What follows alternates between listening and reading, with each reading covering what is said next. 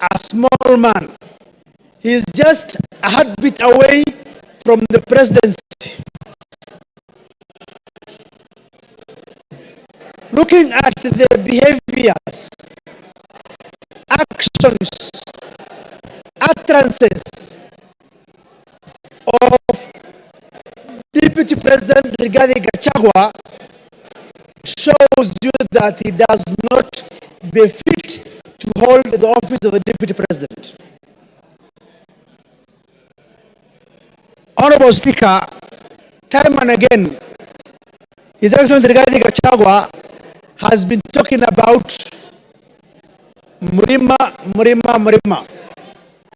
But one thing I want people to know is that the same Murima has people who have been elected by the same representative and who are in this house representing the people of Mount Kenya.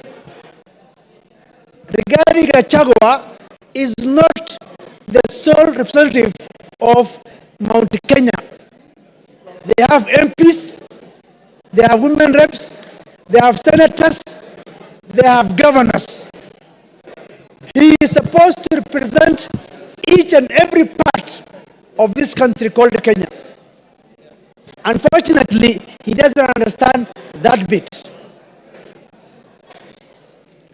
Sometimes in July, in a well-attended press conference in Mombasa, intelligence services, and especially in the person of the Director General. Now look at this case.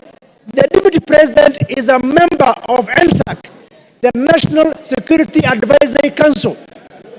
He sits in that council. If there are issues that he has with individuals running those institutions, the best place will have been that council. Now, you being the Deputy President of the country, instead of addressing matters in a perfect and constitutional manner, you address the press and taint the images of such officers, critical officers of security. That itself is quite unfortunate. Honorable Speaker, I listened to the press conference last night. One thing that perturbed me was the issue of His Excellency saying, I have gotten all these wealth from my brother. Now I'm asking myself, he doesn't have wealth of his own that he can tell the people? How come he is the one who gets more of the shares than the widows and the orphans?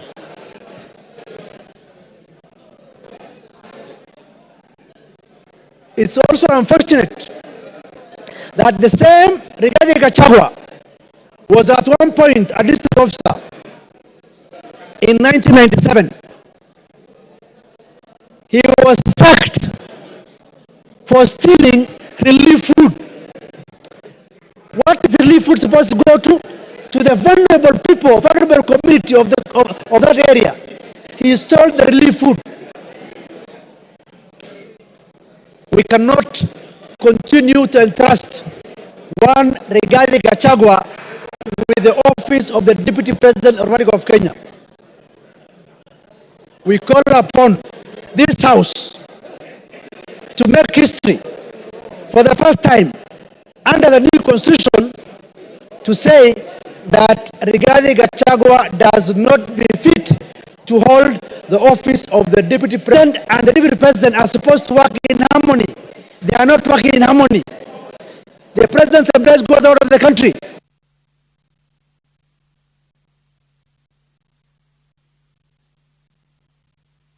Sorry, Ruth Odinga.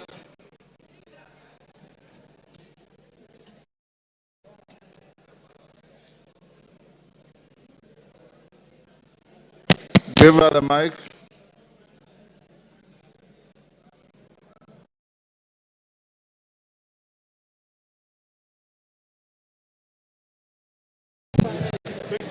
Thank you, Mr. Speaker, for giving me this opportunity. I rise today not just as a member of this esteemed house, but as a daughter, a sister, and a proud descendant of those who fought tirelessly for the freedom we hold dear. I urge us to reflect on the values upon which our great nation was built as we consider the impeachment of the Deputy President.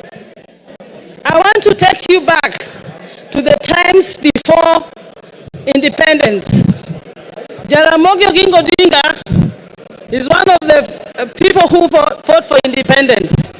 And the colonialists actually offered him to be to become the president of Kenya. He declined and left that for Jomo Kenyatta to become the president. And in 1964, Jaramogi became the first vice president of the Republic of Kenya.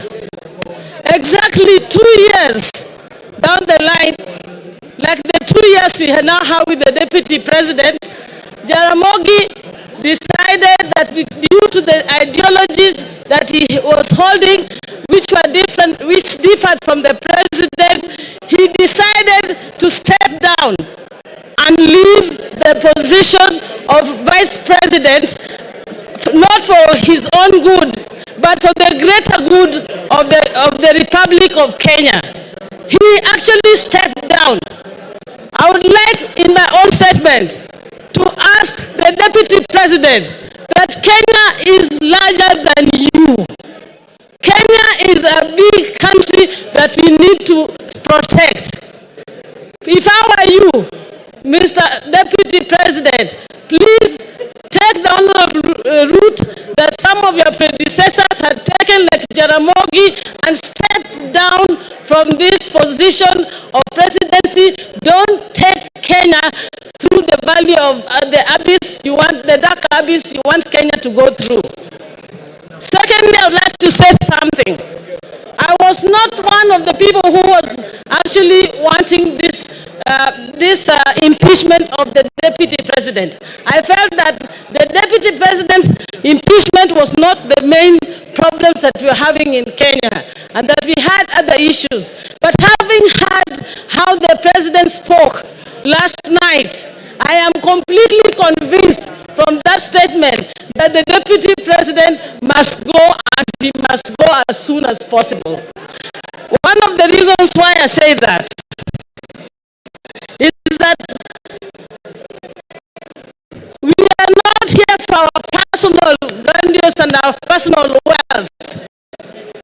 Kenya, if the deputy president is mourning because his father is going to turn in his grave because of his being accused of, I wonder what the people like Bildad Kagia, Jaramogi Oginga Odinga, and all those who fought for us to get through this, to get to where we are, through multi-party. Oginga Odinga and all went through house arrest, detention, to make sure that we get the multi-party that we are enjoying in this country, the democracy that we are enjoying. How are they feeling in their grave when now the deputy president is talking about making Kenya a company? What company are you talking about, and shareholders? When Kenya is a country that we have a sovereign country in Kenya. Mr. Deputy President, I was a bit on your side, but you have hung yourself with your own rope. Whoever informed you to go to the TV yesterday did you a very big disservice, and for that I support the motion. Bura Buri.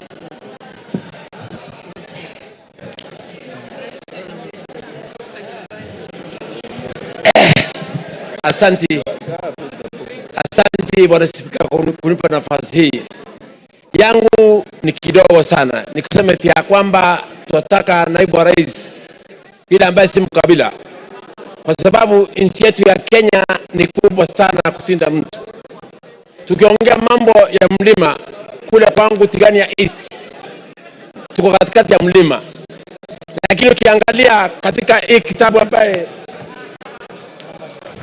ukiangalia haya mashtaka yaliyo katika kitabu hii, ukiangalia ile mashtaka katika kitabu hii, ile zile kampani zote ziko hapa ni za Gachagua, bibi yake na watoto wake. Hakuna Mutigania, hakuna Mwegembe, hakuna Mwimenti, hakuna Mluya. That means yeye mwenyewe alikuwa anatetea tumbo yake. Ndipo mimi niko hapa kusema eti ya kwamba sisi hatupembelezani. Sisi tunasema kwamba lazima aende nyumbani kwa sababu amekataa kuangalia mambo ya wananchi wa Kenya, na Kenya ni kubwa. Ingine ni hii. Mimi nimekaa kule East Africa Community kipindi ya miaka 5. Nilikuwa na Jematia ambaye ni dada yangu. Katika kipindi ya miaka 5 sijawahi kusikia Jematia akiwa ni malaya, lakini naibu wa rais alisimama akasema kwamba Jematia ni malaya. Ya kwamba mimi nikiwa Mporo Mtabori na support naibu wa rais aende nyumbani. Asante sana. Thank you. Women Rep Busia.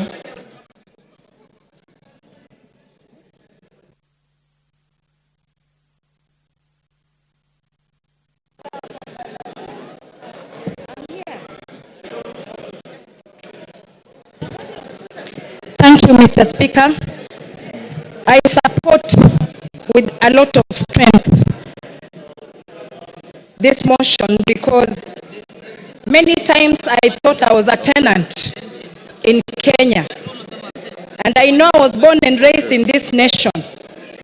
When a leader of a national figure discriminates openly, I left myself wondering if we can keep allowing to be divided every day, and yet as leaders we must be a factor that unites all Kenyans.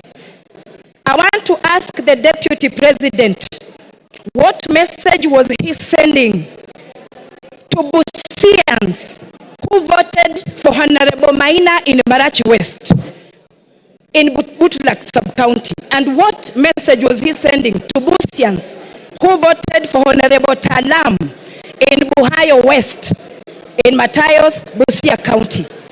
We should be free from Mombasa to Turkana, any person of any race, any tribe, to stand and be elected without being pointed at as this one belonging to a particular region and that one not belonging to our region.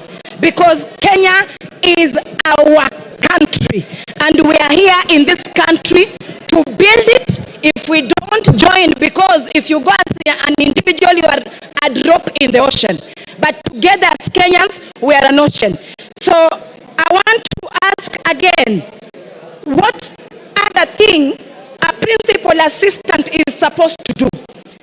According to me, unless you have a shrunken hippocampus in your brain, then you go displaying what your master is doing instead of being the real assistant, of even covering up. One day he says, I was sent all these things I was saying. I was sent all these things I'm saying. It's like he is wearing an oversized coat, oversized trouser, a tumbo cut vest, and oversized shoe. He does not understand his role as a principal assistant. We must unravel from the seams of our fabric in this country, because sometimes you can be wearing a dress or a trouser, but something keeps biting you. Unless you unravel or open up the seam to know what is biting you, you will continue losing blood and become anemic. So a people of any nation are stronger than the people in power. All leaders in this nation must be responsible of the utterances they puke every day, because what will our future leaders be saying? I am, or who is our role model? Who is their role model? All of us must be responsible not to give hate speech anywhere we go. And I don't think there is a tribe in Kenya that is superior than others. Whether you come from Eastern in Garissa or you come from Semahanga village where I live, you are equal. Article 27, Section 4 is clear about this. that we should not discriminate. When I hear a widow in Mount Kenya being tortured, being snatched property by the deputy president, whether she is Kikuyu and she's a widow, she is representing all the widows in Kenya.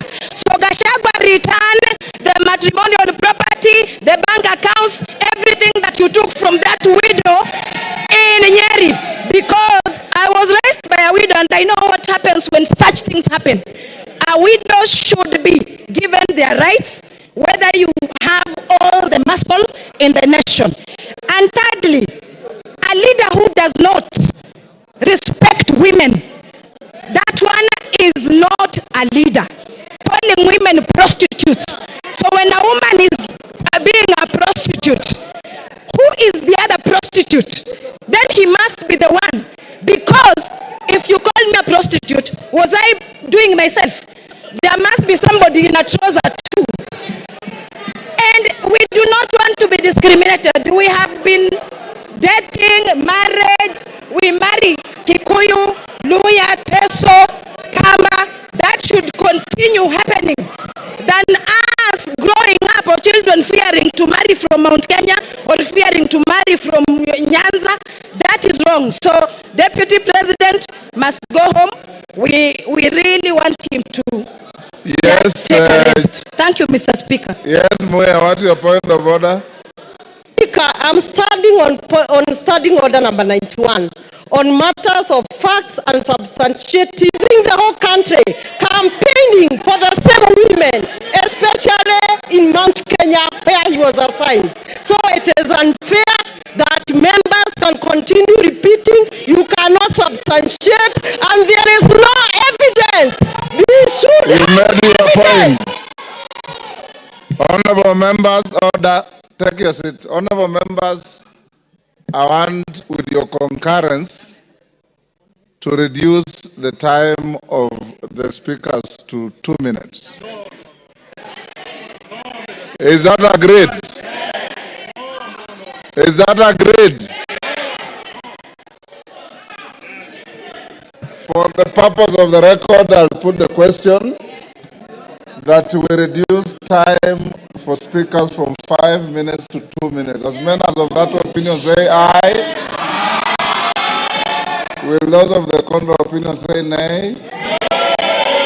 The ayes have it. Didymus, 2 minutes. Mr. Speaker, I want to be very clear that I support this impeachment motion. I say so because Kenya, we have more than 42 tribes. And it was never our permission to decide which tribe you belong to, Honorable Speaker. And we want every part of our country to feel part and parcel or properly represented by our Deputy President. The continued dividing of our country in shares, Honorable Speaker, in terms of how many votes that a particular area voted for the government, Mr. Speaker, it is making parts of this country feel like they're not part of this country. I think, in a nutshell, Honorable Speaker, because of time, I want to summarize what I want to say by saying that Kenya as a country, the position of the Deputy President, it requires a patriot. It requires an individual whom, when he speaks, the country listens with optimism. It doesn't require an individual who, when he opens his mouth, part of this country begins to bleed. This country doesn't require a villager in the name of the Deputy President. It requires a patriot, a statesman.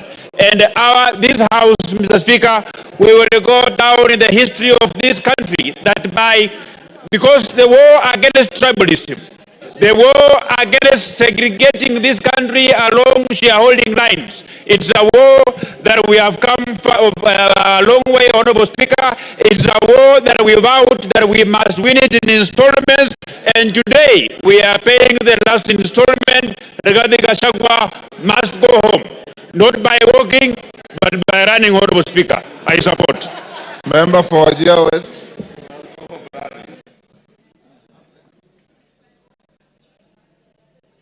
Please here. Thank you, Mr. Speaker, for giving me this opportunity. First, I rise, Mr. Speaker, reluctantly but firmly in support of all the articles of this motion.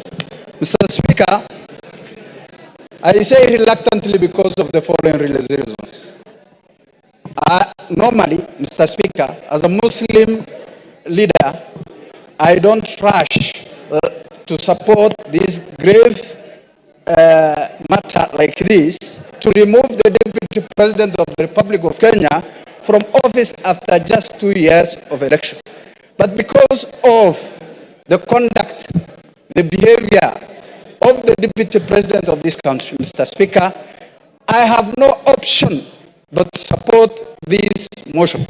Mr. Speaker, I am a witness who went to the office of the Deputy President of the Republic of Kenya to request for assistance during the drought season, to request for relief food for the people of Wajir West. But the utterances of the Deputy President of the Republic of Kenya was shocking, Mr. Speaker. He told me, Mr. Speaker, and I want to confirm to this House, that the Deputy President of the Republic of Kenya told me you have more than your share. It was shocking. I was dejected, hopeless, and left the office in protest, Mr. Speaker.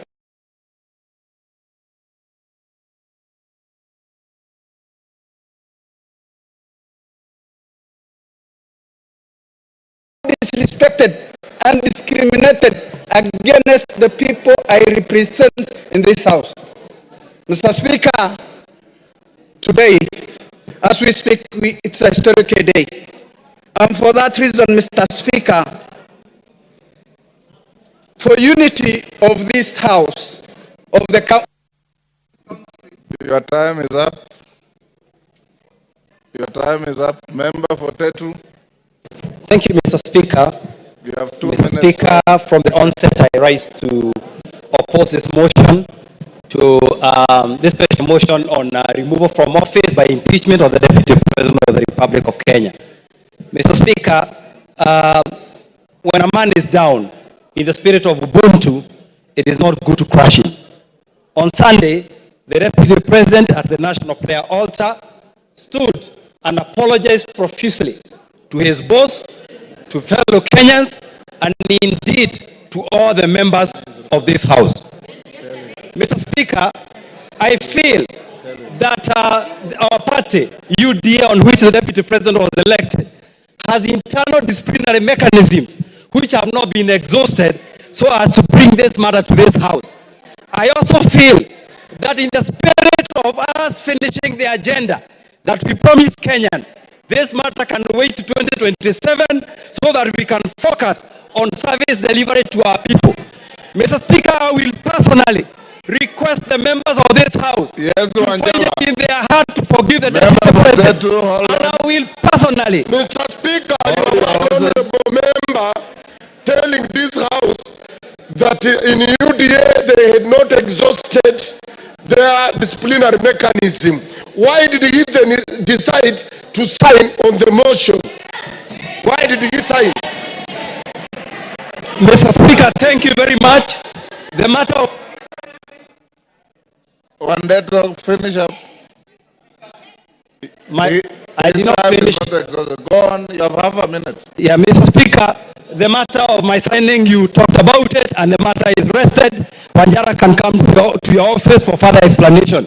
Mr. Speaker, I personally would like to volunteer to lead other leaders in this country, elders, bishops, to ensure that we sit down with the Deputy President so that if there are any issues that he needs to correct, if there are any issues that he needs to align, he can align so that himself can continue serving the people of this country. He has some good in himself, and that good needs to be preserved so that he can finish his work. So, Mr. Speaker, I rise to oppose. Thank you. Umi.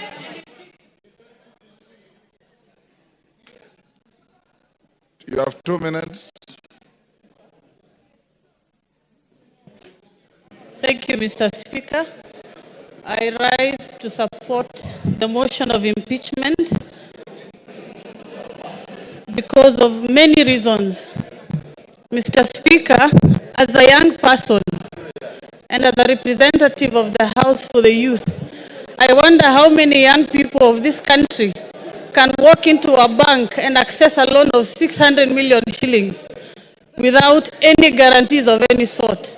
Mr. Speaker, this is a representation of impunity.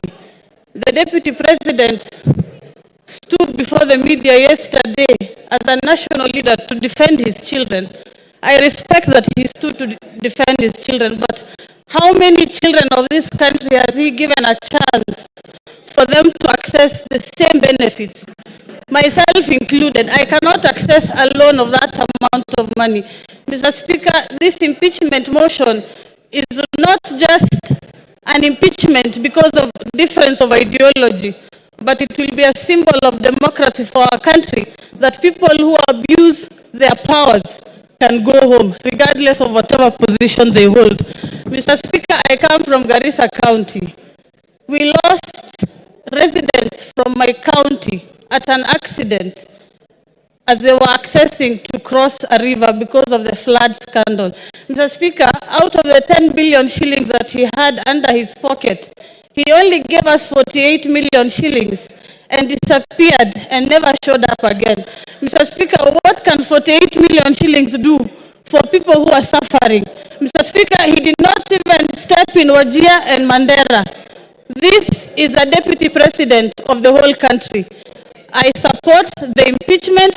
He must go home and create a room for other people to get that position. Maybe it's time for other regions to be deputies so that we can get the same benefits. Mr. Speaker, I can even do a good job myself. Mr. Speaker. Your time is up, Jen Kagiri.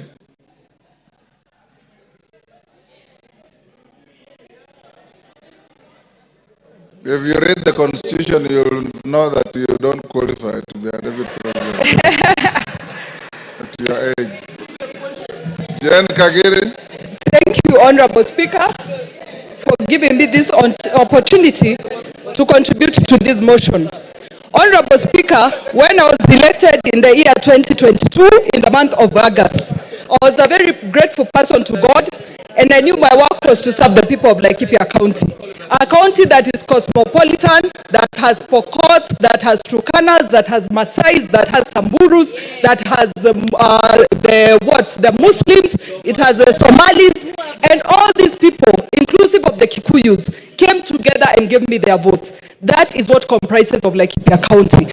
Honorable Speaker, the point at which I differed with His Excellency the Deputy President is when he started talking about Mlima.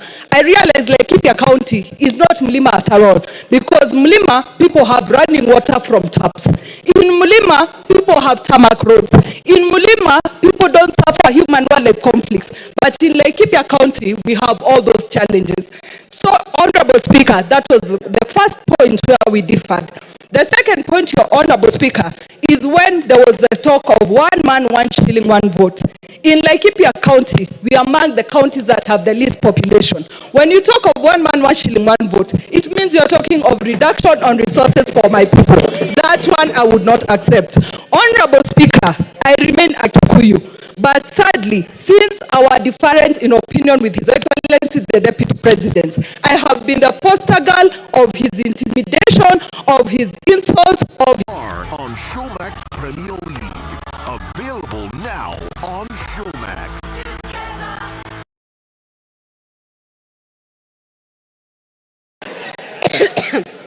Ingine nataka niseme, sisi tunafundishwa Kiislamu kuheshimu wajane na mayatima. Ikiwa kuna mtu haiheshimu majane na mayatima, basi hairuhusiwi kidini yetu. Asante Bwana Speaker. Order. Member for Kipipiri, take your seat. Yes, Milemba. Honorable Speaker, thank you for this. The mood in the House is such that it's already 5. And Honorable Speaker, it's my plea to you that the country is weary. We move to the next stage so that we may hear the Deputy President speak Remember, this is a motion which has timelines. Thank you, Honorable Speaker. Order, members. If you listen to the Speaker, when I called out member for Lamu East, I said she was going to be the last one on this. So she is indeed the last one on this. The interaction on the motion. Order. Order, members. The interaction of members on the motion has been very, very intense. Order, honorable members. Member for Machakos, keep your cool, mommy. Keep your cool. Yes, keep your cool. The members who have spoken are many. It is not possible for each and every one of us to speak on the same motion.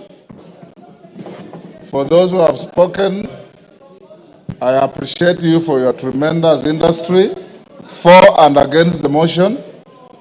Now His Excellency the Deputy President is in the chamber and he is accompanied, I believe, by his legal team or assistants. We will now move to the next stage. You remember I had advised the House, Order Joyce Kamene.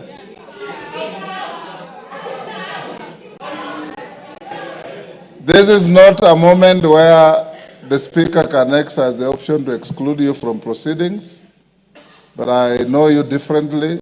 You are normally a very dignified person. I don't know what is the problem today.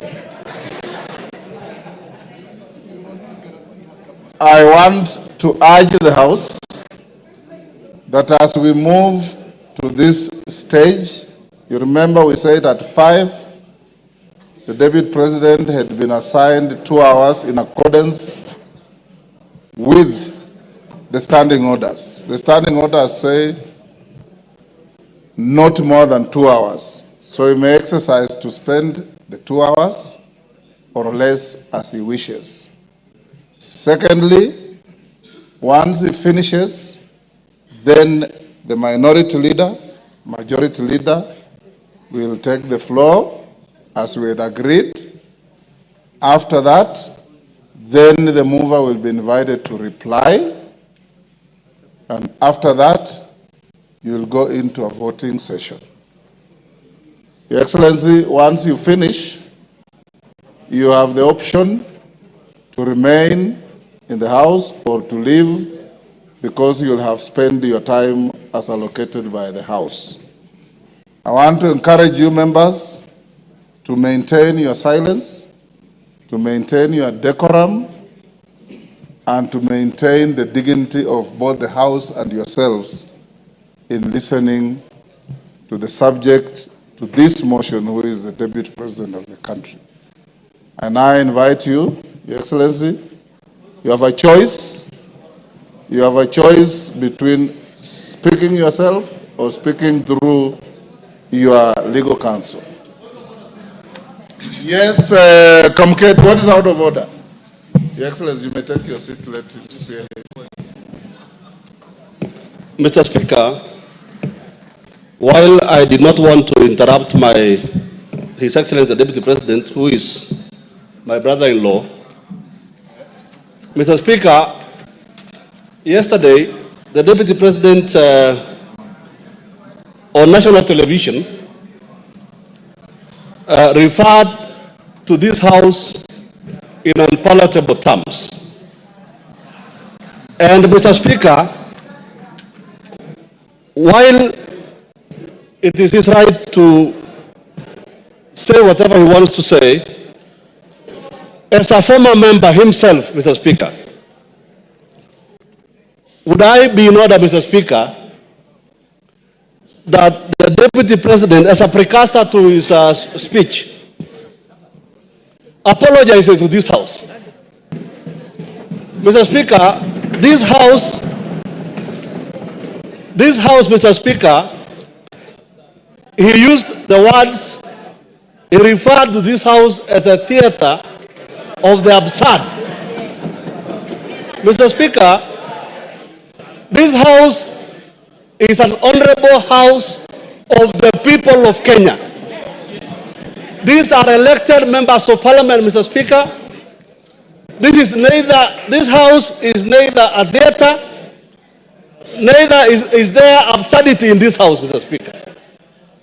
So I would request, Mr. Speaker, that the Honorable Deputy President exercises,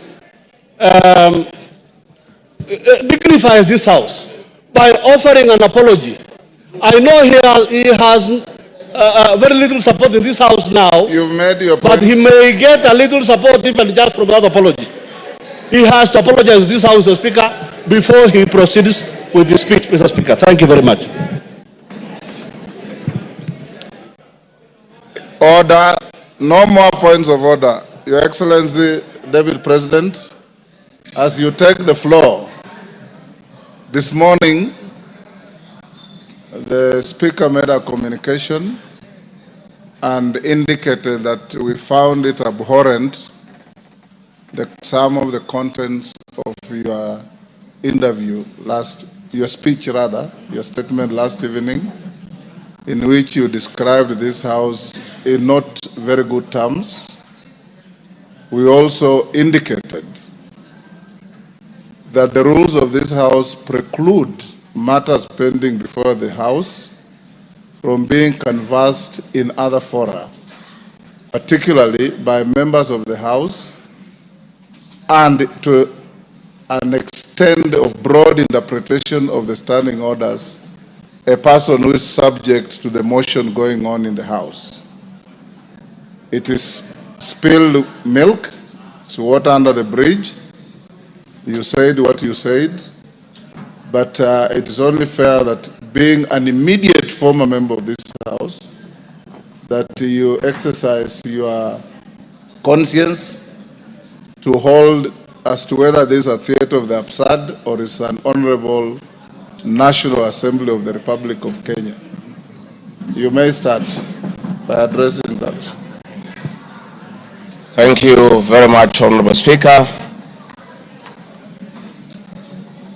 And thank you, the honorable members present, for according me this opportunity to prosecute the matter before us. Mr. Speaker, sir, I have tremendous respect for this great institution, having served here for 5 years between 2017 and 2022, and I appear here in a very nostalgic moment that I'm back in the house where I stayed for 5 years, despite the fact that I've come under difficult circumstances. Mr. Speaker,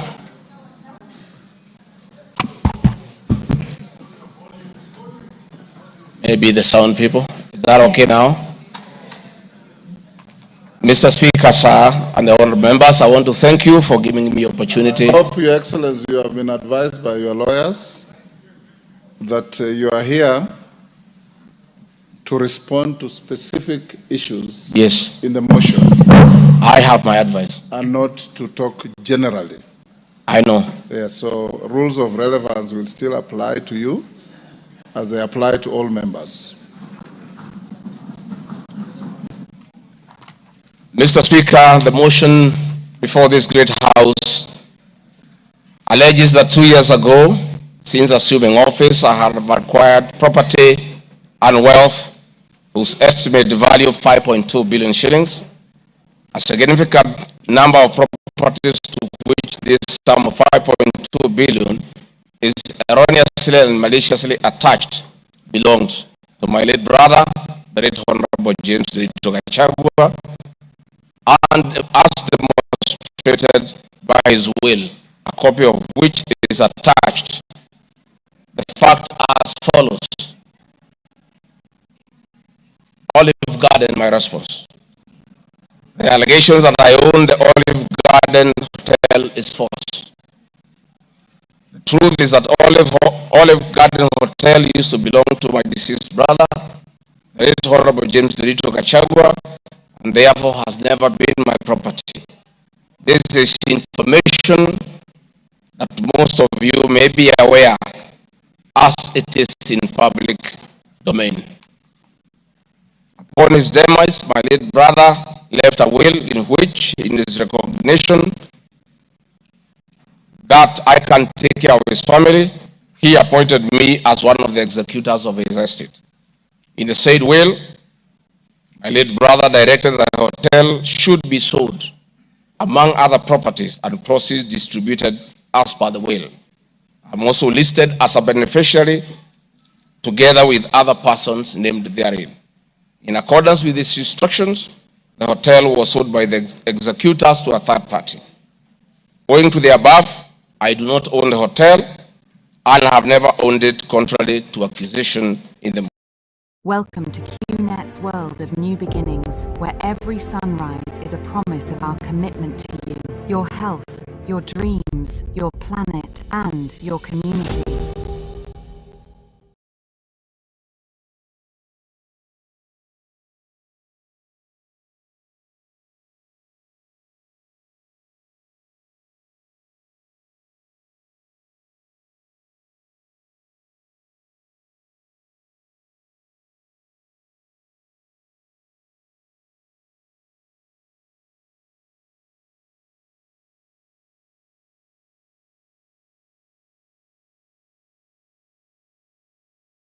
Motion.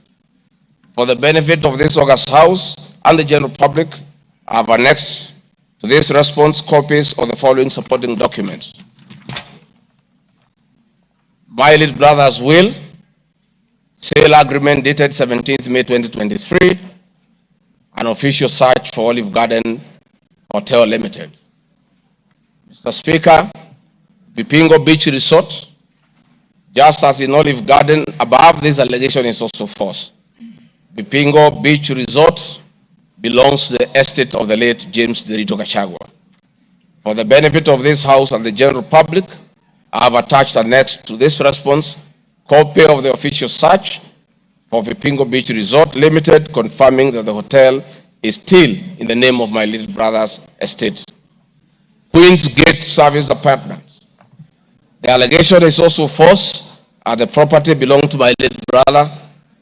Queen's Gate Service Apartments, registered in the name of Vipingo Beach Resort Limited, was sold to Cooperative Bank of Kenya Limited, Staff Retirement Benefits Scheme, as evidenced by the agreement for the dated 4th May 2022 and a transfer dated 5th October 2022, marked Annex RG6. Land parcel Ruguru, Kiamariga 2023 in Madeira East constituency, which have originally constructed a helicopter landing facility. My response is, I do confirm that I own the above reference property, which is approximately 2.5 acres in size and which house. I purchased the land in the year 2023 for 3.5 million from farm proceeds coming from my dairy farm. I have read through the motion and there is no iota of evidence adduced of the impropriety in the way I acquired this small property. Finally, on this matter, I wish to confirm that I own a property, having bought it in 2015, a time when I was not a state officer. I had not even been elected as Member of Parliament from the Honorable Joroga Wainaina, Member of Parliament for Kenny, who is present in this House, or I'm not sure whether he's present. Therefore, this property I purchased 10 years ago, and not 2 years ago, during my tenure as Deputy President, and as indicated in the motion, the allegation is false. I have read through the motion and there is no iota of evidence adduced of any impropriety in the way I acquired this property. For the benefit of this August House and the general public, I have annexed to this response copy of the agreement for sale and purchase of this property marked as Annexure RG8. 80 acres of land in Meru County. For the record, I wish to confirm that I do not own 80 acres of land in Meru. This allegation is false. However, in the spirit of full disclosure, I would like to confirm that I have purchased 29 acres of land in Meru, the land of my mother, which I bought on around 9 February 2024 through a loan granted to me by Solution Circle Limited, which I'm a member. This said circle has a charge registered against the title, which it continues to hold as security until I fully repay the loan. For the benefit of the August House and the general public, I have annexed to this response copies of the agreement of sale marked RG9 and a letter dated 15 July 2024 from Solution Circle Limited confirming that they financed the purchase of the property marked Annexure RG10. Dairy farm in Nyandarua County. My response is I do not have a dairy farm in Nyandarua County, therefore this allegation is false. The land in Nyandarua has no single animal. Companies. The motion alleges there are 22 companies owned by my family members and which have been used to massively launder money and conceal proceeds of crime, corruption, and benefit from influence peddling. My response is the mover of the motion has listed the 22 companies associated with me and has alleged that they have been used to massively launder money and conceal proceeds of crime, corruption, and benefit from influence peddling. I've carefully gone through the motion and have not seen any evidence to support or prove the allegations therein. It is not clear to me how to respond without having seen any evidence incriminating the companies. I would like to be clear that these companies have not been involved in any illegal activities, and I believe that is why the mover of the motion has not tabled any evidence of impropriety with respect to the companies. It does appear to me that the mover of the motion was so meticulous to get all the companies associated with me and my family. And I believe that if he also had evidence of illegalities committed by the companies, he would have shared or tabled that for the record. However, it is not possible to get evidence of illegality where there is none. Having said the above, allow me just to mention a few companies because there are many. Regarding Dp.Gachagua Foundation, this is a foundation incorporated in 2022, and I clarify that the foundation is a non-profit making entity with the sole objective of uplifting the lives of less privileged in society. This foundation therefore does not trade, and honorable members, you are aware that by law, a foundation cannot be used to trade. Since incorporation, the foundation has received a total of 12 million shillings, which has been utilized as per the schedule marked Annexure RG11, which is paying school fees for children in Pwani University and other universities across the country. Dorcas Regarding Foundation, because she is not here to defend herself, this is a foundation founded by my wife, Pastor Dorcas, incorporated immediately we came into office as a non-profit making entity for the sole purpose of rehabilitation of drug addicts, widows, single mothers, and orphans. A brief write-up of this foundation, together with its achievements, is annexed herewith as Annexure RG12. It is in public domain that Pastor Dorcas have been around the country doing work of rehabilitating drug addicts and helping others who have challenges. There are many other companies that are here that I don't, because this is a house of record, I don't want to bother the members of parliament of going through all of them. I want to probably only talk about Wamunyoro Investments Limited, named after my village in Wamunyoro. This company was incorporated 21 years ago before I became deputy president, and it's a company that holds family property. Mr. Speaker, sir, I have been accused of exerting influence on officials in the Ministry of Lands to issue an allotment letter to Wamunyoro Investments Limited and using the fraudulently acquired documents in support of a court case. My response, Mr. Speaker, sir, and honorable members, I wish to confirm that Wamunyoro Investments Limited has never been issued with any letter of allotment for land in Embakasi. Wamunyoro indicated and a determination was made that this property belongs to Wamunyoro Investments Limited. That was long before I became the Deputy President of the Republic of Kenya. Again, a matter was filed in High Court case ELC case number E242 of 2022, which was filed before I became Deputy President. All the documents filed in support of this case were filed in court before I became Deputy President, and no documents have been filed by myself in court upon becoming Deputy President.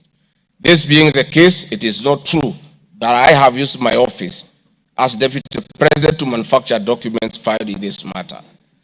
The High Court found that this land legally belongs to Amonyoro Investment Limited and issued the appropriate direction. This matter has since been challenged in the Court of Appeal. I invite any honorable member who may want to be enjoined in this case to have the liberty to do so. Mr. Speaker, sir, I have been accused in the irregular procurement of mosquito nets at a cost of 3.7 billion. In response to paragraph 45 of ground 7 at page 23 and 42, paragraph 78 and ground 11 at page 36, 37 or 42 of the impeachment motion, I wish to respond as follows.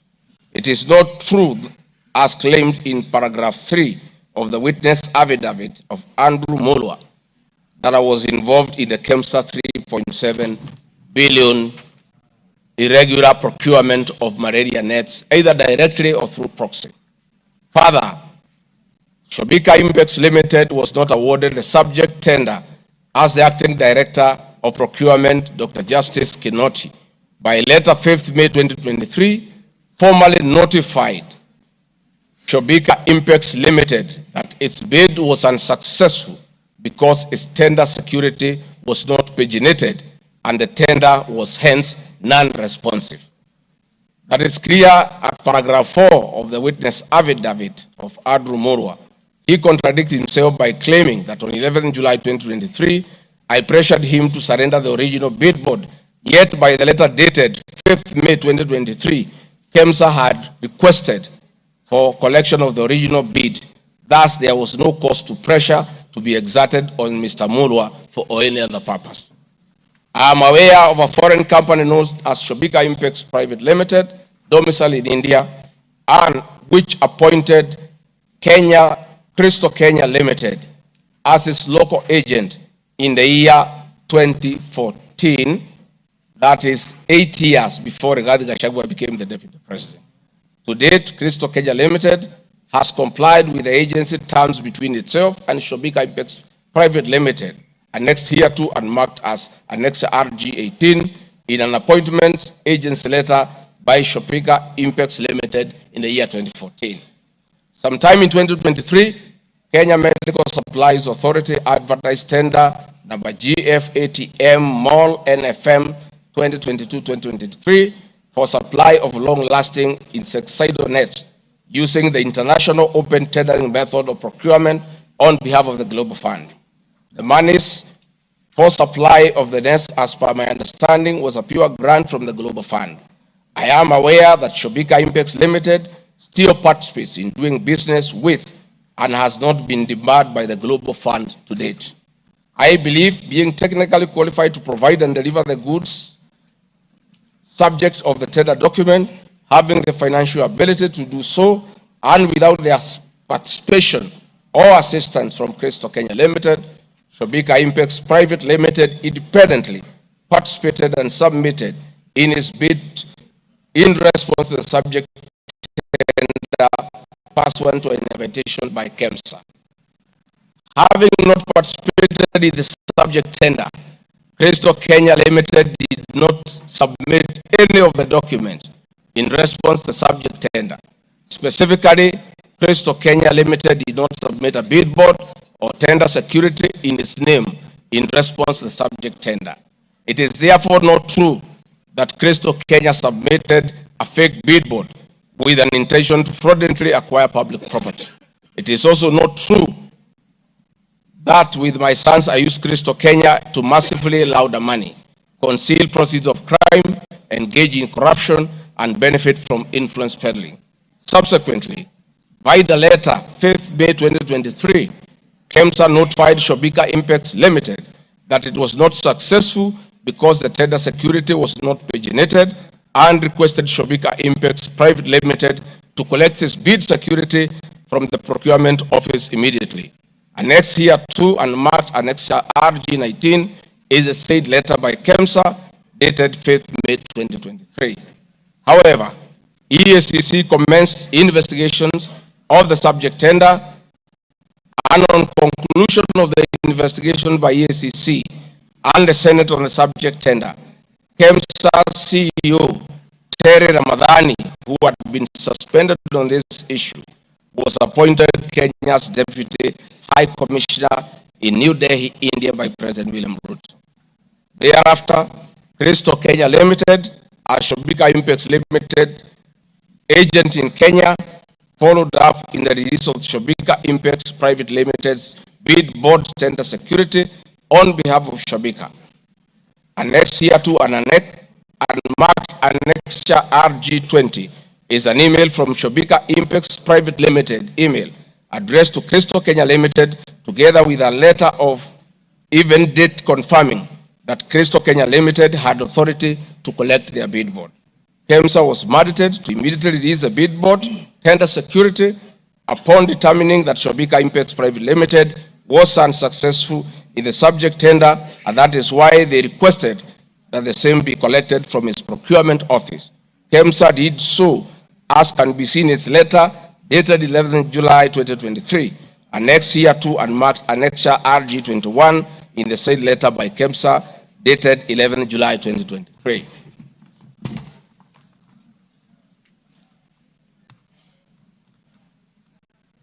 Mr. Speaker, noting that Shobika Impex Private Limited was not successful, it did not supply any goods and it did not receive any public funds in payment thereof with respect to the subject tender. Accordingly, I have not committed any crime under section 45(1), 46, 47(a)(3), and 48(1) of the Anti-Corruption and Economic Crimes Act, and section 2, 3, 4, and 5 of the Proceeds of Crime and Money Laundering Act. Further, I have not breached section 34 of the Leadership and Integrity Act, for I did not bully any state or public officer with respect to the subject tender, and specifically, no evidence has been tendered to support the allegation at paragraph 78C of ground 11 at page 37 of 42 of the motion, which alleges that I summoned procurement officers in ministries and institutions, instructing them to direct procurement of goods and services in a specific manner.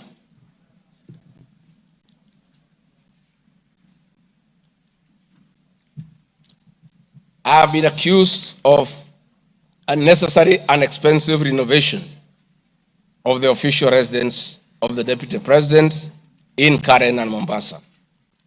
Mr. Speaker, firstly, I would like to state that funds for the renovation of the official residence were approved and allocated by this Honorable House based on the fact that the premises had been neglected for a very long time when Dr. William Ruto was Deputy President. It cannot be fair that this House would proceed to impeach me because of an action that these honorable members have approved by way of appropriating monies for the renovations. Mr. Speaker, the contract for the refurbishment of the official residence of the Deputy President, dated 22nd December 2022, was signed by Honorable Katole Metito, the Controller of State House, Office of the President, and Agrobic Investment Limited that was awarded the tender, because the Controller of State House at that time was the accounting officer in charge of the Office of the Deputy President. The report of the Auditor General, Mrs. Nancy Gadongo, dated 24th January 2024, on the Executive Office of the President for the year ended 30th June 2023, gave the opinion confirming that due compliance with the Public Finance Management Act 2012, the report is annexed herewith and marks as Annex RG 23. I would also like to add that the Deputy President, as Deputy President, I'm not involved in procurement processes of my office, whether directly or indirectly. I would also like to state that I do not know the company, Agropric Investments Limited, which undertook the renovations. I do not know the directors and the company. I did not participate in the tendering or supervising of the same. The motion dated 26 September 2024 alleges that on 29 January 2023, 45 million Kenya shillings was transferred to Bayani Enterprises Limited, which is alleged to be a special purpose vehicle used by me to siphon public funds. No evidence was our shareholder, directly or indirectly, of the company called Agro-Brick Investments Limited, and I do not know its shareholders or its directors. Mr. Speaker, there is an allegation of dubiously acquiring substantial portion of the sum of 100 billion paid to Lusona Events Limited. My response, Mr. Speaker, is just like in the above other matter. I have read the motion and I would like to state that there is no evidence that this company is linked to me. I wish to categorically state that I have no beneficial interest in the said company, and neither am I affiliated in any way to the directors and shareholders of the said company. I would also like to state that I'm not a director or a shareholder of the company and do not know its shareholders or its directors. I do not sit in a tendering committee. I am not the accounting officer of the Office of the Deputy President. I have also not had any complaints against the manner in which the company undertook the work. I am unable to confirm the allegations on funds withdrawn from the account of the company since I am not a signatory to its account. I am not associated with the company in any way whatsoever. Mr. Speaker, the motion dated 26 September 2024 claims that I am reasonably suspected to be the principal beneficiary of the dubious transactions. However, Mr. Speaker, no evidence has been adduced or annexed to the motion to give credence to the allegations or suspicion. I categorically refute acquiring or benefiting from any funds paid to Lusona Events Limited, and therefore the allegation is false and unfounded. Mr. Speaker, I have been accused of siphoning money through St. Nicholas Rehabilitation and Industrial Training Institute Limited. My response, Mr. Speaker, is that the motion dated 26 September 2024 makes the claim that a payment of 21 million was made to a company called St. Nicholas Rehabilitation Center and Psychiatric Hospital. Then subsequently payment was made to Umalari Motors Limited. The motion claims that it is suspected that the entire transaction was used by me to siphon public funds and the payments typify money laundering transaction. I am not a director or a shareholder of this company, and I have never received any payments from this company. Similarly, I am not affiliated or related to the shareholders and directors of the two companies. No evidence has been annexed to the motion showing that I was a beneficiary of the funds paid as alleged. I wish to point out that I am not the accounting officer in the Office of the Deputy President, and I am not aware that the payments made to this company by the office. The allegation is therefore false and unfounded. Mr. Speaker, there is an accusation of alleged sensational but false accusations against the Honorable Lady Justice Esther Minor. My response, Mr. Speaker, it is alleged in the special notice motion of ground 4 on page 14 at a gross violation of the Constitution that I publicly attacked the Honorable Lady Justice Esther Minor and forcefully threatened to bring action against her. First, Article 160, Subarticle 5 of the Constitution provides that the judge cannot be found liable in a court of law for actions taken in good faith in lawful performance of their work. This provision is not a bar on freedom of expression guaranteed under Article 33 of the Constitution, nor a bar of the right to seek redress for legal wrongs simply because a wrong is committed by a judge. They exit multiple legal fora in which to take action against a judge for any actions that are not lawful. My statements were protected speech consequent to a decision by the learned judge in a matter involving my personal assets, which I disagreed with and found to be wholly unfair. The matter having been concluded at that stage, my criticism of the decision was not sub judice, nor in any manner prohibited by law. While I respected the ruling of the learned judge, I was in absolute disagreement with it. Contrary to the assertions in the special motion, I did not falsely threaten to bring action against the learned judge. I took actual legal action available to every citizen of Kenya under Article 160B, subsection 2 of the Constitution, which allows any person to petition the Judicial Service Commission for removal of any judge and filed a legal complaint before the Judicial Service Commission, JSC, in March 2024. The complaint being live before JSC, discussion of the conduct of the learned judge in the said manner here would be sub judice. A copy of the complaint is annexed herewith and marked Annexure RG 24.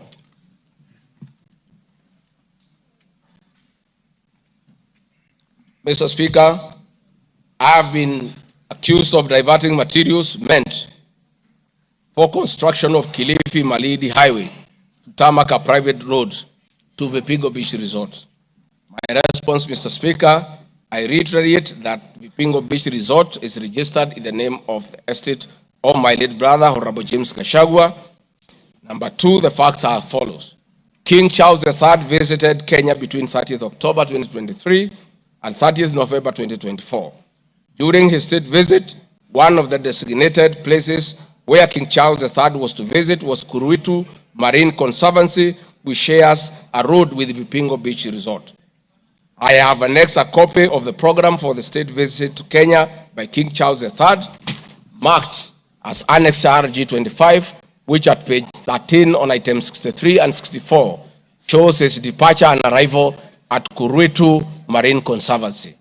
There are several media reports confirming the visit by King Charles III to Kuruitu Marine Conservancy. I have annexed extracts of the media reports by the Star newspaper dated 7 November and by African News marked as Annexure RG 26. My understanding is that the road to Kuruitu Marine Conservancy was upgraded in respect of this visit, which also to benefit the local community, including amenities like Cheriani Secondary School, Cheriani Primary School, a mosque and a public market as part of the corporate social responsibility. I wish to point out that the alleged road, that is Takaungu Shariani Vipingo, is a public road and not a private road leading to any property associated with the Deputy President, but a public road. Mr. Speaker, I have been accused of undermining the President and the Cabinet by allegedly making contradictory public statements from the position taken by Cabinet regarding the evacuation of the people residing along the Nairobi River. My response, Mr. Speaker, is that Article 147 of the Constitution provides that the Deputy President shall be the principal assistant of the President and shall deputize the President in execution of the President's functions. Article 28, which states that every person has inherent dignity and the right to have the dignity respected and protected. Article 29C, Mr. Speaker, states that every person has the right to freedom and security of the person, which includes the right not to be subjected to any form of violence from either public or private sources. Section 15G1 of the Land Act states that notwithstanding any provisions to the contrary in this act or in any other written law, all eviction shall be carried out in a strict accordance with the following procedures. Be preceded by proper identification of this taking part in the eviction or demolitions. Be preceded by the presentation of formal authorizations for action. C, where groups of people are involved, government officials or their representatives be present during an eviction. D, be carried out in a manner that respects the dignity, right to life and security of those affected. E, includes special measures to ensure effective protection to groups of people who are vulnerable, such as women, children, the elderly, and persons with disabilities, including special measures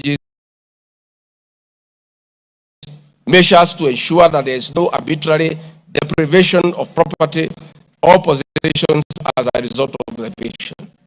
This includes mechanisms to protect property and possessions left behind involuntarily from destruction, to respect the principles of necessity and proportionality during the use of force, and give the affected persons the first priority to demolish and salvage their property. Critically, our Constitution provides at 147(2) that first the Deputy President shall perform the functions conferred by this Constitution and any other functions assigned by the President. Pursuant to Article 3 of the Constitution, I, as well as every other citizen of Kenya, and state or public officers have an obligation to respect, uphold, and defend this Constitution in performing any of my functions. This, the national values and principles of governance contained in Article 10 of the Constitution, by those state organs, public officers, and all persons, including myself as Deputy President, wherever we make or implement public